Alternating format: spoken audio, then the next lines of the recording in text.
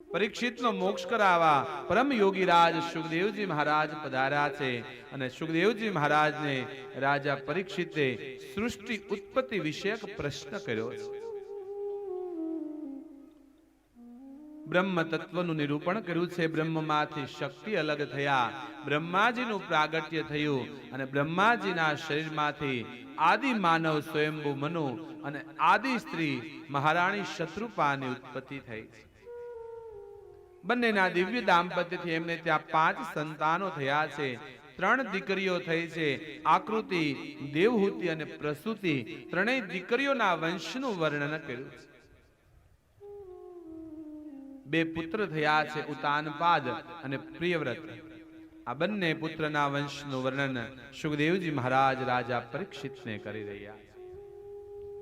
નૈમિષારણ્ય તીર્થ ક્ષેત્રની અંદર 88,000 શૌનકાદિક ઋષિઓને શ્રી સુતજી મહારાજ કથા સંભળાવે. બરાબર ગંગા તટ પર, આનંદ ઘાટ પર પરમ યોગી રાજ સુખદેવજી મહારાજ રાજર્ષિ પરીક્ષિતને કથા સંભળાવે. હે પરીક્ષિત, રાજન મહારાજ સ્વયંભુ મનુના 2 પુત્ર હતા. મોટા હતા પ્રિયવ્રત. પ્રિયવ્રત રાજાએ વિચાર કર્યો કે આ સંસારમાં પડીને શું મળવાનું, આ છોડીને ભજન કરવું જોઈએ. વિચાર કરી મહારાજ પ્રિયવ્રત પોતાનું ઘર પરિવાર છોડી અને ગંધમાદક પર્વત પર જઈ તપ કરવા લાગ્યા. નાનો દીકરો જે હતો ઉતાનપાદ, આ ઉતાનપાદના 2 લગ્ન થયા છે. રાજા ઉતાનપાદના પ્રથમ લગ્ન સુનીતિ સાથે થયા છે. એમના દિવ્ય દાંપત્યથી એમને ત્યાં ભક્તરાજ ધ્રુવનો પ્રાદુર્ભાવ થયો છે.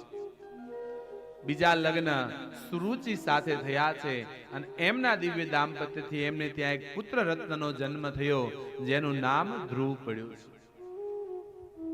આ સુનીતિ હતા ને, એ રાજાને સત્ય કહેનારા હતા. રાજા ઉતાનપાદ કઈ ભૂલ કરે, એનું કઈ ભૂલ હોય તો તરત રાણી એને સમજાવતા, મહારાજ આ આમ ન હોવું જોઈએ. આ એક રાજાને શોભતું નથી. ક્યાંય પણ ભૂલ હોય તો રાણી પોતાના પતિને સમજાવતા હતા. અને તમે જોજો, જે આપણી ભૂલ બતાવતું હોય ને બાપ, જે આપણને સમજાવતું હોય ને, એ આપણને ગમે નહીં.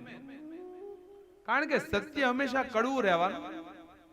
જે સાચું બોલે ને આપણને ઓછું ગમતું હોય છે, જીવનમાં કાયમ માટેનું હોય.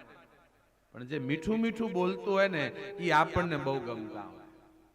આ સુરુચિ હતી ને, એ મીઠું બોલવા વાળી હતી. એને એમ ખબર પડે કે શેમાં રાજા રાજી છે, એટલે વાહ વાહ કર્યા કરે, સત્ય ન સમજાવતા. જીવનમાં કદાચ તમારા કોઈ વખાણ કરે ને તો બાપી વ્યક્તિથી દૂર થઈ જાજો. કારણ તમારા વખાણ તમારા શત્રુ હોય એ જ કરતા હોય. બાકી તમારા સાચા હિતેચ્છુ હોય, જે તમારું હિત ઈચ્છનારા હોય ને, એ તમારી ભૂલ બતાવશે. ભાઈ તો આ ભૂલ કરે છે, આ ન કરાય. આપણી ખામી કોણ બતાવે? આપણો સાચો હિતેચ્છુ.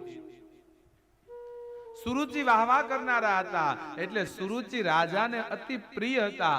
સુનીતિ સત્ય બોલનારા હતા, એટલે રાજા ઉતાનપાદને સુનીતિ બહુ ન ગમતા.